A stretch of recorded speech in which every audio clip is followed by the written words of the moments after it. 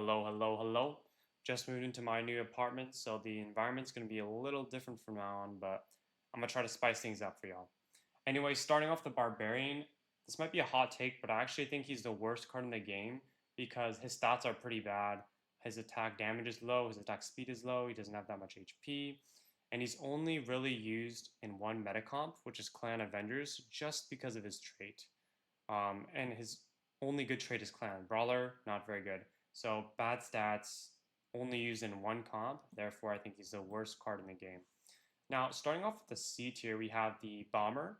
The Bomber, kind of a similar reason as the Barb. I think his stats are pretty mid. He does low damage. I mean, he does splash damage, so it's decent, but nothing crazy. No crazy damage output, no crazy defense. And he's only really used for the thrower trait. His undead trait is not as versatile as a lot of other traits, so for that reason, I'm going to put him at the bottom of the C tier. Now, the third worst troop, in my opinion, is the Knight, which is a bit surprising, I feel like, for most of you guys. I feel like, especially after the Knight nerfs, he's really only good for his stats. He has pretty decent stats, actually, probably one of the best for a 2 elixir card. However, I think his traits aren't used that often. Um, he has Noble, Juggernaut, which are pretty good traits, but among the troops in these traits, there are better options. For example, if you're running Noble, you might as well just run the Prince of the Golden Knight. If you're running Juggernaut, Pekka, Machine, Skeleton King, all better options. So he's kind of at the bottom of the list in terms of all those traits, and you don't see him used in a lot of meta comps. The only 2 comps I can think about it right now are the Rangers comp with the Goblin Machine and the Valkyrie. But I do think that there are better variations of Rangers, especially the one with the giant skeleton and a prince. You can also see him used in Golden Knight Ace, but he's interchangeable with the prince. So he's not essential in any comps. So therefore, I would actually put him as the second lowest in the C tier. Topping off the C tier, we have the prince. Now, I think the prince is weak stat-wise. A lot of you guys would definitely agree with that. However, I think that his ability in a few niche cases can be very impactful in the round. For example, let's take a look at the queen, right? If you're running rangers and you're facing queen, if you snipe the queen from the first lane, that can honestly change how the round goes because you can actually win the round off that by protecting your rangers for a lot longer. You can also snipe a bandit, kind of stun it for the first few seconds of the round. So its stun is actually, or its knockback is actually pretty decent in some cases, but its stats are low, which is why I'm placing it in the C tier. Now, starting off the B tier, we have the Dark Goblin. I think the Dark Goblin is only really good when it has the max Ranger stack, and it's only used in Rangers, pretty much. So it's only used in one comp, but it is pretty good in that comp.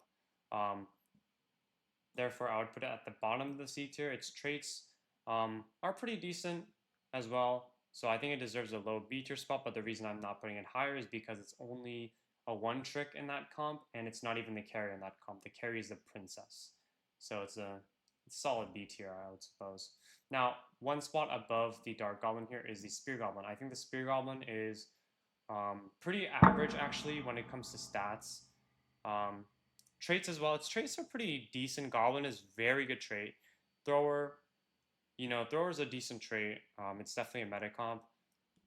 But the reason I'm actually putting it so high above the Dark Goblin is because the Spear Goblin is pretty essential when it comes to farming Elixir. Like I honestly cannot think of a single game where I haven't either bought the Spear Goblin or the Goblin early on for that early Goblin trait Elixir. So I feel like because it is so essential to early game farming, because of the Goblin trait, because it's one of the cheapest Goblins, I would put it above the Dark Goblin, the B tier.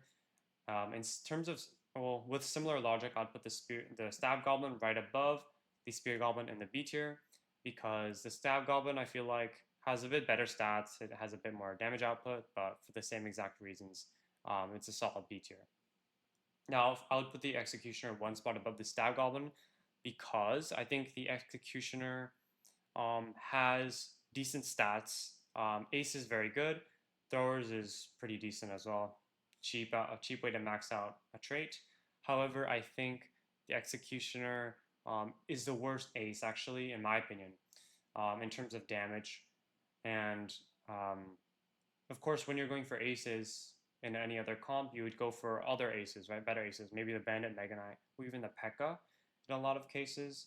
Um, Whereas the Executioner, I feel like is more niche. You would really only go for it in the throwers comp, whereas the other aces are more versatile. They have more damage, better individually, in my opinion. Now, one may argue that the Executioner is very good because of his snipe.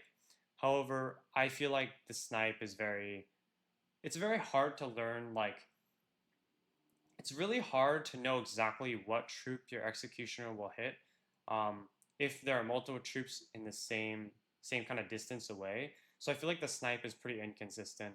It's not as easy. It's not very easy to hit. So for that reason, I would put the executioner in the B tier. Now, one slot above the executioner is the Pekka for me. I think the Pekka is a solid ace. I think he's very balanced right now. He has good traits. Ace, very versatile, right? The Juggernaut, also a pretty good trait. You can boost a lot of your melee units with the shield, so I think his traits are pretty solid. Nothing too insane, though. I think he has good damage, of course. Decent health. His attack speed's a bit low, so I think that kind of makes him pretty balanced. Um, so I overall think he's kind of a middle of the pack card. Pretty decent. Nothing too crazy though. Now, one slot above the Pekka, sorry if you guys hear that police noise, I'm in the city right now, but one slot above the Pekka is the Giant Skeleton. Now, this may be surprising to a lot of you guys who think the Giant Skeleton is bad. Now, might be a hot take, but I think he's a pretty solid unit, just because, yeah, his stats are not good, right? He doesn't really do that much damage. Doesn't have that much HP, but, I mean, obviously the reason you use him is for his bomb, right? And especially when you level him up to, like, let's say a higher level, like especially a 3-star, his damage and his stun from the bomb can be really impactful because you can hit multiple units. Like you can hit like 4 to 5 units with the bomb, which will do decent damage to all of the units, and it'll stun all the units, giving the rest of your team time to do some damage to the opposing team. Now, in certain scenarios, like let's say you're running Rangers, especially against the Queen, this can kind of put the opponent in an awkward situation because if they Queen in the first lane, well, then they'll get damaged by the bomb and they'll get stunned by the bomb.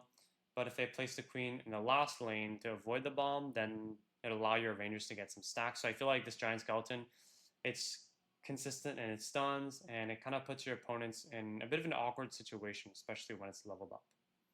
Now, starting off the A tier as the lowest A tier unit, I'm actually going to put the Archer in there. I know this might be surprising because the Archer has pretty bad stats.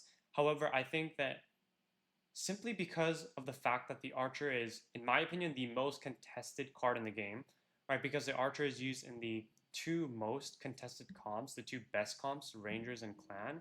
I do believe that the Archer deserves an A tier spot, like regardless of her stats, because she's just extremely popular. She's essential to the two best comps in the game. I think she deserves an A tier at least. Now, one slot above the Archer is the Valkyrie for me. The Valkyrie is cheap. She's 3 elixir.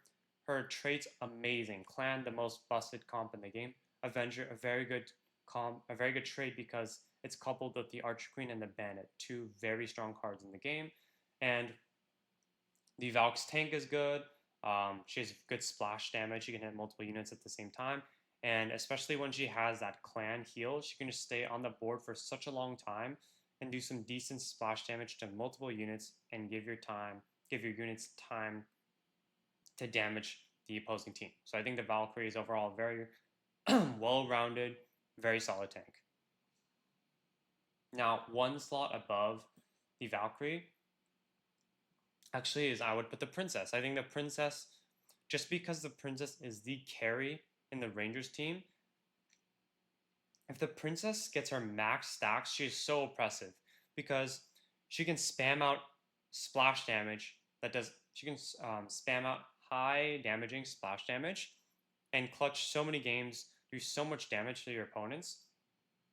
So when the Princess does reach that max stack form, she can even, prevent a Queen from abilitying, right? With the assistance of other units. So I think that's extremely strong. Now, the only reason I put her in the A tier, kind of mid A tier and not high, is because she's a one trick as well, right? She's pretty much only used in Rangers, right? And she's only really valuable when she gets her max stacks. If she doesn't get her max stacks, then she's not as valuable. So I feel like the princess can be inconsistent in that sense, which is why I'm putting her in the mid to low A tier. I feel like a very high tier troop is one that consistently gets a lot of value. I think the princess gets good value, but not all the time. Now, this might be surprising, but one slot above the princess is the ghost. I feel like a lot of people think the ghost is just really broken. Like, the ghost should be a top 3 character. Now, I personally disagree. I feel like the ghost is kind of has a similar narrative to the Mega Knight in regular Clash, where a lot of mid ladder players think the ghost is really broke or the Mega Knight is really broken, whereas higher ladder players seem to understand that the Mega Knight is strong but very easily counterable. Now I think this is the same with the ghost. I think the ghost is easily counterable by spacing out your range units, by splash damage as well, stuns. There's many things that can counter the ghost. So I think a lot of top players know how to use that against the ghost's to their advantage against the ghost. So I feel like, yeah, the ghost is strong, but very counterable. Also, I don't think the ghost has very good traits. Undead, not a very versatile trait. I mean, the ghost is pretty much only used in undead comps because, I mean, you kind of need the full undead to be really good. Assassin, also a very niche trait, right? So I feel like both these traits are pretty niche. You can't use them in a wide variety of comps. So for that reason, I would put him in kind of the middle of the A tier. Now, one slot above the ghost, I would put the Goblin Machine. I think the Goblin Machine has pretty good traits. Goblin, good trait. Juggernaut, also a pretty solid trait. I think the traits are pretty decent. Nothing too crazy, but not bad at the same time. However, I do like how the Goblin Machine is pretty tanky, especially when he gets the shield. So he can stay alive on the board for quite a long time. And he also has a really good ability. These missiles, especially when the Goblin Machine is a high level, will just crank out crazy stuns like very often, right? When he's 3-star, he's going to be spamming missiles, be spamming stuns. Now, this is so impactful for your team because basically you can just keep stalling out stuns and the rest of your team can just wipe out the other squad. So I think the Goblin Machine consistently gets a lot of good value through his stuns. Now, similar logic, I think the Mega Knight also consistently gets good stuns. He's tanky, right? So he'll stay alive for a while. He can bypass the front line, which can be useful to stun the back line, especially against comps like Rangers. He gets a lot of good area stun. Stuns are really broken, so you might see a pattern. A lot of the good stun characters will be placed high on this tier list. He also, the reason I'm placing him higher than the Goblin Machine is because I believe he has more versatile traits. He has the ace trait. He's the second best ace unit in my opinion, and a lot of comps can use the ace trait because ace is very versatile, right? It's just a stat boost, right? Any comp can really use that. The brawler, it's also pretty decent, but mostly because of the ace trait. I think the Mega Knight, great stuns, great HP, especially after the recent buff, great damage, great traits, right? He's overall a very well-rounded, very, very solid tank. So he gets the A tier spot, the high A tier spot. Now, one above the Mega Knight, I would actually put the Skeleton King. I think the Skeleton King is really underrated because he's a really solid tank. He has pretty good HP. After the recent buffs, he does a lot of damage as well. And he has a pretty solid ability, right? The skeletons, you can generate a few extra units on the side of your team, which can be pretty useful. Now, I think his traits are also quite nice. I mean, he has the Juggernaut trait, giving your team some extra shield. The Undead trait is also pretty decent. I mean, nothing crazy with the traits, but overall, I think the Skeleton King is such a good tank, especially when he gets to 3 stars. It can be really hard to kill him, and he can do lots of decent damage. Now, topping off the A tier, I'm actually going to put the Golden Knight. I believe the Golden Knight is the best A tier unit and the 3rd best card in the game. Now, the reason I say this is because of his carry potential. The Golden Knight has immense carry potential. If he gets a kill, well, that one kill can turn into 2, which can turn into 3, which can turn into 4. The Golden Knight, once he gets that first kill, he can that can start a chain of kills and just he can be unstoppable after that. Now, the reason I'm not putting the Golden Knight in the S tier is simply because of consistency, right? Again, as I defined earlier, I believe the best cards are cards that can consistently get a lot of value. Now, the Golden Knight, I think he has a low floor, you could say, but a very high ceiling. Some games, he'll wipe out the entire team. He can honestly 1v6 the entire team. But in a lot of other games, if your placement isn't on par, if your opponent counters your placement, your Golden Knight ends up going for a tanky unit and doesn't get a kill, while the Golden Knight doesn't get a lot of value that game. So the Golden Knight, just because of the fact that he's a bit inconsistent relative to the top two cards, I would put him in the A tier. Also, his traits aren't as good. He has the Assassin and Noble traits, which are very niche. Therefore, I wouldn't say he's a perfect card like these last two cards I'm going to cover, but he's very strong. His carry potential can be insane in some games. Now, guys, the first card in the S tier, I would say, is the Bandit. I think the Bandit is definitely the best melee unit by far because I think the Bandit is just perfect, right?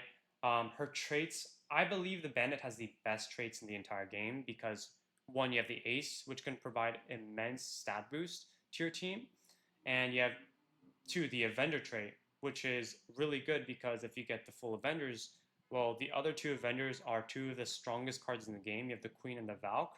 Imagine those three together buffed. Well, that's crazy. I think she has the best two traits in the game. Also, her stats are pretty decent. Her stats aren't bad by any means, but what carries the Bandit is her ability. Her ability is insane. Once you level up the Bandit, she can just chain infinite stuns and it's just broken. She can chain through multiple units at the same time, doing crazy damage, stunning them, basically rendering them useless while the rest of your team can do damage to the stun units. Also, the Bandit's damage through the ability is insane. I mean, I'm sure you guys have seen the Bandit dash to your Rangers and two-tap them. That's crazy, you know. The Bandit is just so good in terms of team play with those stuns and individual damage. She can breach through the backline and just do crazy amounts of damage. Now, guys, to no one's surprise, the Archer Queen is like the Evo furnace right now of normal Clash. The Archer Queen is absolutely broken. The Archer Queen is a perfect card. Her traits, perfect. Clan, the most busted trait in the game. Avengers, again, another solid trait because coupled with the Bandit and the Valkyrie, you now you have three solid powerhouses on the field, all with stat boosts. Very solid trait. Now, the reason the Archer Queen is so good is because of her ability, of course. She can heal with the clan trait. She can do hella damage when she's invis, when she can't get attacked. And she attacks multiple units at the same time. She's the only card in the game with a base attack of multiple units at the same time. Now you could say, oh, the princess is splash.